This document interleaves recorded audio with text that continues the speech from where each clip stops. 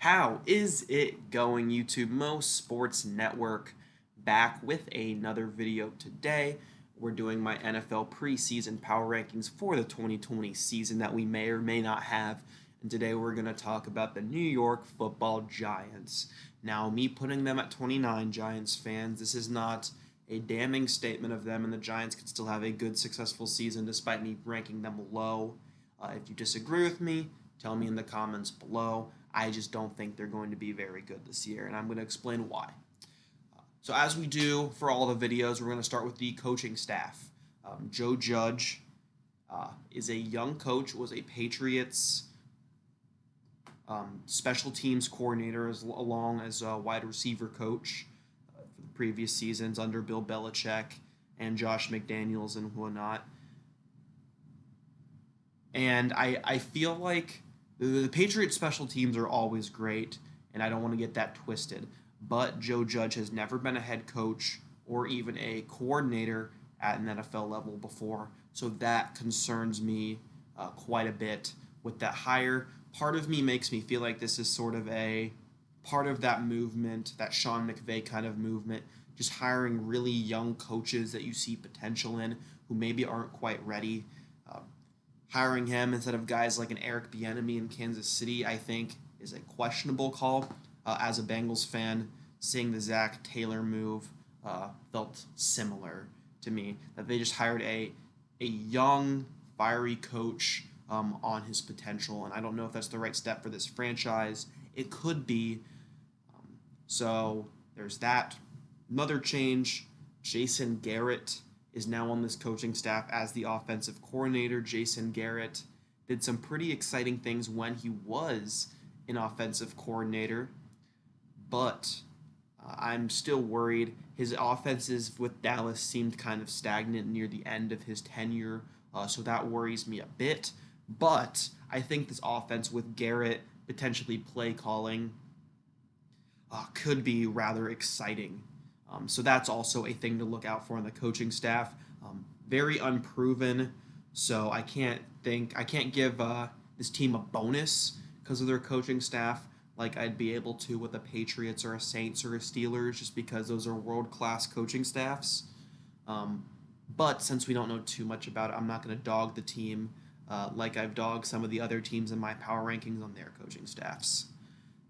So let's get into the roster now. We start at quarterback. We have Daniel Jones. Now, Daniel Jones is a polarizing player, to say the least. He went 6th overall. I thought that was blasphemy when he went 6th overall in the draft 2 years ago. But he didn't play horrible. He didn't win much for the Giants. Let's not get that twisted. But he wasn't completely horrible either for them. 26 touchdowns, 12 interceptions, I believe. Just taking a look here. 24 rather. So he had a 2-to-1 touchdown interception ratio as a rookie. That's not horrible. The narrative with him was he had fumble problems, and his passing yards weren't necessarily great. I am not necessarily high on Daniel Jones. I didn't really like what I saw from him at Duke. I don't think he's a high upside kind of guy, to be honest, even though he has a good arm. Let's not confuse that. His arm is good. I just think he really needs to develop everything else to really take a step forward, and especially to compete with the likes of Carson Wentz, Dak Prescott, and even a guy with potential I think is higher than Daniel Jones from the same draft class, and Dwayne Haskins. But he does have some quality weapons to work with, and I think that will benefit him, and it benefited him in his rookie year. So cleaning up the fumbling, maybe letting it fly a little more, because we know he has a good arm. I just think it's a very raw arm, and they kind of utilized him as a game manager type in year one because it was raw. But I don't think Daniel Jones is a lost cause like I thought when they drafted him out of Duke. I thought he's looked years better than he did coming straight out of Duke, and hopefully he can take that next step forward as a sophomore for the Giants. I just haven't seen it yet, so I'm not going to say he will. The rest of the quarterback room, Colt McCoy, Cooper Rush. I'm not going to say they're giant steps down from Daniel Jones, but I don't think they're going to have a great season with Daniel Jones. Without him, I think it's going to be even worse. Cooper Rush, funny, he's following Jason Garrett around. Pardon me for my sore throat. Take a drink real quick. Okay, so running back, they have one of, if not the best running backs in the league in Saquon Barkley. And the running game is going to be a huge part of this offense this year, as it should every year with Saquon Barkley. I don't really have a reason for it to be a huge part other than they have the best running back, pure runner in the league. I think there's an argument between him and McCaffrey right now of who is better. I think pure running, finding holes, cutting, and whatnot, Saquon is purely the best, and I think that will help the Giants a lot. Why I have them still low, even though they have the best running back, is because individual running backs in the running game alone, especially in this NFL, isn't a huge part of winning.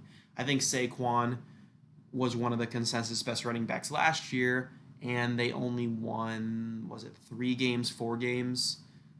And so, again, a really good running back doesn't necessarily equate to winning. Dion Lewis, Wayne Gallman both have had their moments. And I think if Saquon gets hurt, they're nothing like him, but they can still be serviceable bodies there at running back. We move on to the receivers, where I'm kind of higher on these receivers, especially the first 3. Maybe after that, it's a little suspect. But Sterling Shepard, Golden Tate, Darius Slayton, I think all of these guys have potential to be number 2 wide receivers. I know that's not super complimentary of any of them. I think Golden Tate is probably the best right now. And we also saw last season Darius Slayton and Daniel Jones really developed a nice relationship between the two. And then Sterling Shepard's been pretty much a consistent here for a while, trying to, in a revolving door almost of different receivers.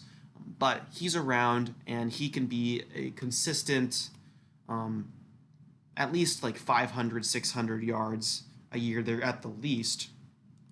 Just taking a look at what he did last year at 576 yards. So I think that's about roughly what you can expect from him through a lot of his career. Again, looking at these numbers, he's definitely done better in seasons. But I think that 600, 700 yard mark is what you can be expecting him to move on. And that's a good piece to have as your like 2 or 3 receivers. So these top 3 guys are really good.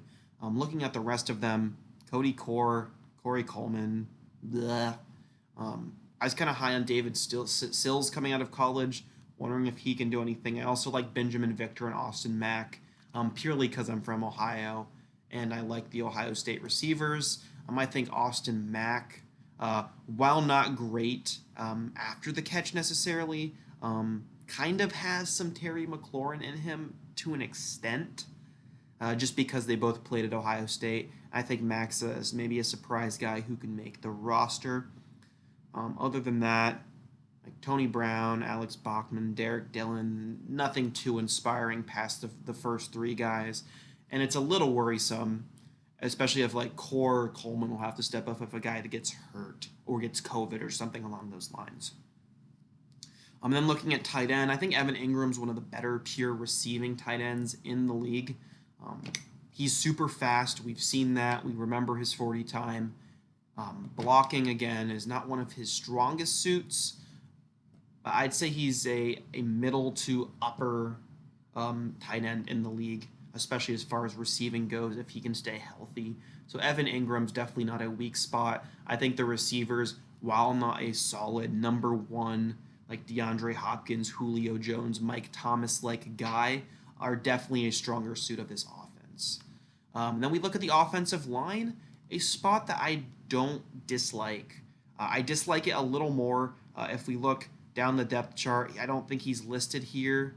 He's probably over more to the right, past the 4th string guys. But Nate Solder opted out of this season, so he will not be playing, forcing Andrew Thomas to start at left tackle this season, and then Matt Pert into the right tackle spot, according to ESPN. I also think Karen Fleming could take that right tackle spot as well. He did it in New England, we saw.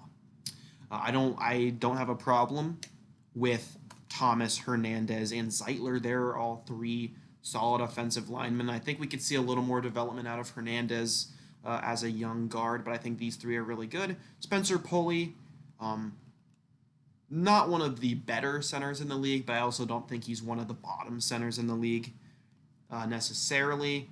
One weak spot on the offensive line isn't going to completely kill it, although center is important. And then Matt Pert, I was high on him coming out of the draft. I think he was a steal for the Giants when they got him.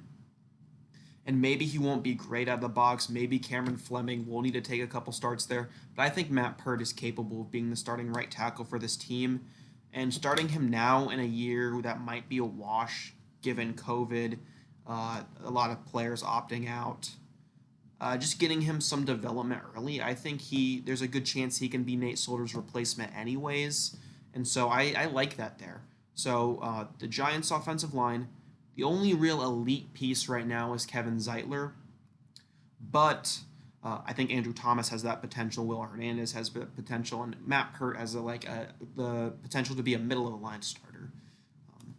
And so I don't think this offensive line is going to be dominating or one of the top lines in the league or anything, but they will definitely be serviceable, and they're not going to hurt the Giants, in my opinion. Maybe Daniel Jones still has fumble problems. Maybe it fixes it a bit. But especially in years past, this is an improvement from the Giants offensive line-wise. So then we move on to the defense. Just reviewing on the offense, quarterback question marks. Can Jones keep it up? Weapons are excellent. They don't really have a true number one receiving threat, but Saquon Barkley is the best running back in the league. And the other four receivers they have starting here are definitely more than serviceable, and the line is okay. So, what are the more positive outlooks I've had on any offense we've looked at so far this season? We move on to the defense, and this is where I'm a bit more pessimistic. And this is a bit of a flip, because the Giants had a stronger defense in a few years past, and their offense was a bit of a weaker spot. Now that's completely flipped, in my opinion. I am positive on this defense in one way and one way only, and that is run stopping. I think their linebackers are very good at stopping the run, and I think they're in this base 3-4. I think their line's really good at stopping the run, and I think that's all they're good at. Dexter Lawrence, Dalvin Tomlinson, Leonard Williams don't have too many pass rushing moves as of right now, and David Mayo and Blake Martinez, their two starting linebackers, don't really have any coverage moves in my eyes. I think they're good at stopping the run, and I think that's what their calling card will be. I don't think teams are going to be able to run on them very well, so maybe the Cowboys have a little bit of difficulty with the Giants, with Zeke, but I think teams are going to be able to tear them up in the air. And that just comes down to limited secondary, limited linebacker, limited pass rusher. So again, talked about these three guys, Lawrence, Tomlinson, Williams. They are good run stoppers. I think that especially Lawrence can develop more pass rush moves. I just don't love them. B.J. Hill, another guy to look at. I liked him coming out of the draft. He can be another body there just for run stopping. The rest of the depth here is not too exciting at the moment. And then you look at the edge rushers, and this is a big concern. You have Marcus Golden, Kyler Fackrell, Lorenzo Carter, and Carter Coughlin, and that is one of the weakest pass rushing groups out of any team in the league in my eyes. I think Marcus Golden's probably the most productive one last year. I think he had 10 sacks, but Marcus Golden does not keep offensive coordinators up at night thinking, geez, what are we going to have to scheme to get away from Marcus Golden?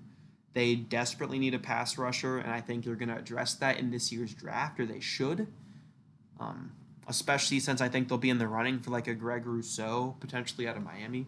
But this pass rushing is very weak in my eyes. I think Lorenzo Carter can take a step forward in that starting Sam spot right now as an edge rusher.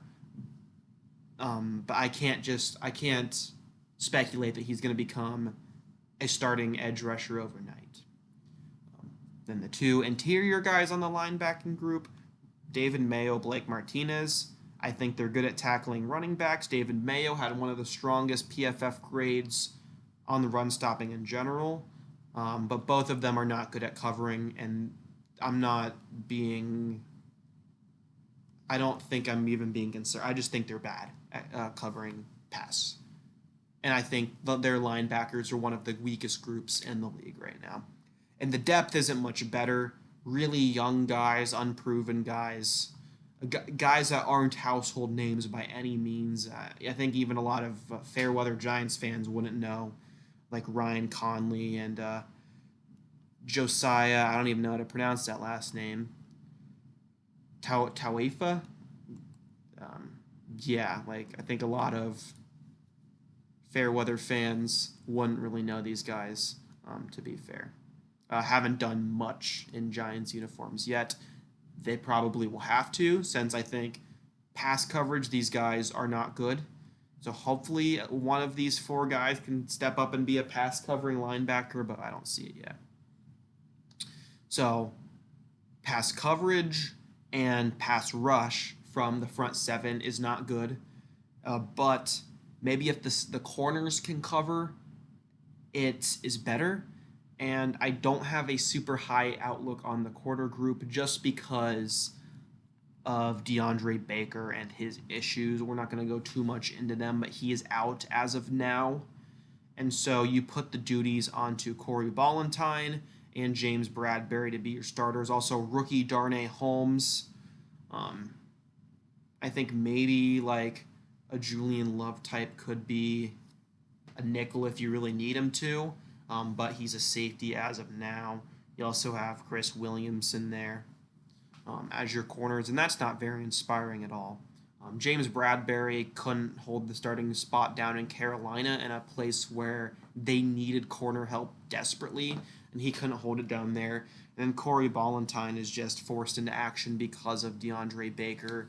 He was just supposed to be like the third corner on this team, and since Baker is out now with his stuff going on with the law, he's forced into action, and that's a bit concerning.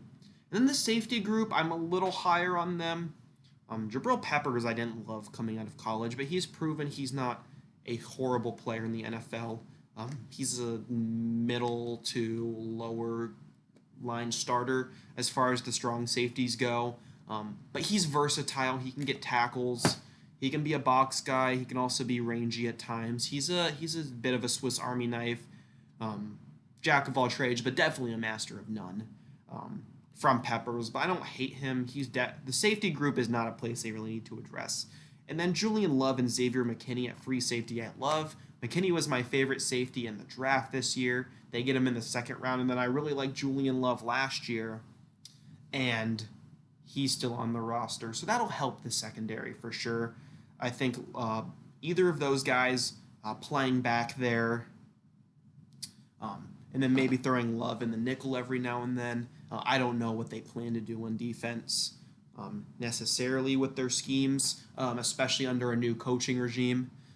But I think at least that free safety, that rangy guy in the back of the defense will not be a weak spot of this team.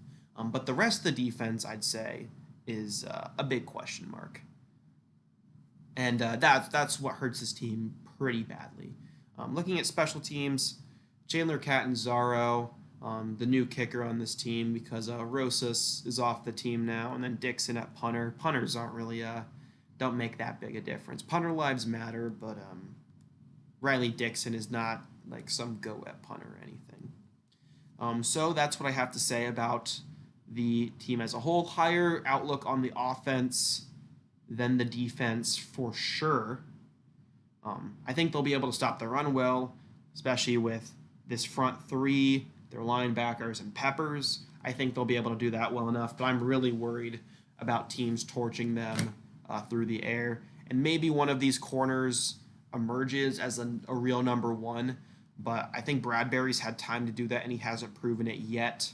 Maybe Holmes can out of UCLA, but he's a rookie, especially in a shortened training camp. We don't know what we're going to get from there either, and no preseason. So it's a big question mark going in, to say the least. And then the edge rushers just aren't at the caliber they need to be starting wise. So that's that. On the offense and defense, enough rambling about the team. Let's talk about the schedule.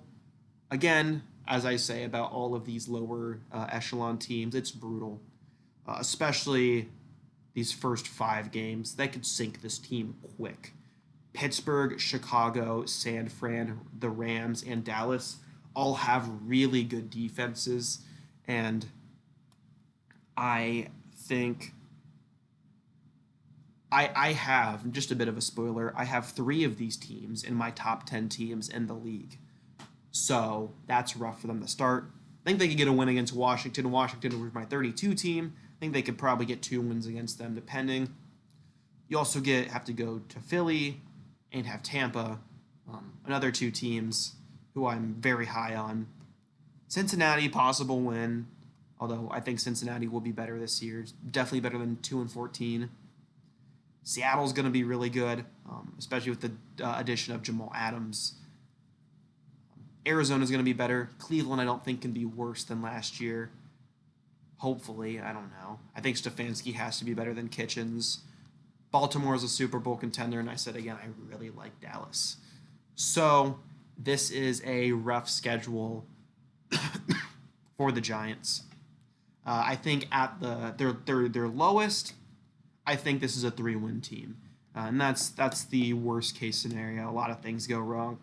I think they're definitely going to pick up 1 against Washington. I think they could get a couple. The NFC East is always such a meat grinder, so there could be some surprises there. I think on the higher end of things, I think this could be like a 6 or 7 win team, especially if Daniel Jones really jumps up. I think they could steal 1 from Dallas. I think they could take 1 from Philly. If they do that and sweep Washington, that's 4 games there.